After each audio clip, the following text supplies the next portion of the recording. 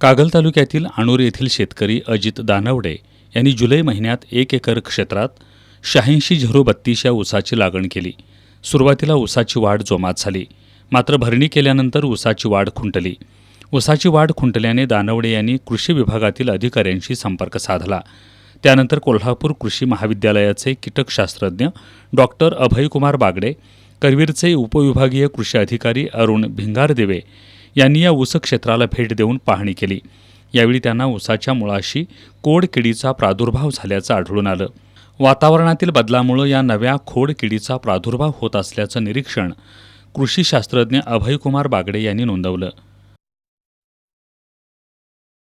जो भाग मातीमध्ये असतो त्यामध्ये आतमध्ये छिद्र पाडून आतला भाग पूर्ण पोखरून खाल्लेला असतं. त्यामुळं जे ऊसाला आपण जे खतं दिलेले असतात त्याची अपटेक होत नाही.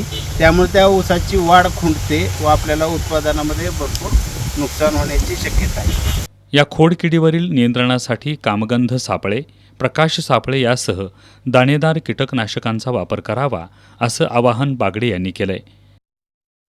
तर याचं नियंत्रण करण्यासाठी पहिल्यांदा आपण कामगंध सापळे वापरावेत.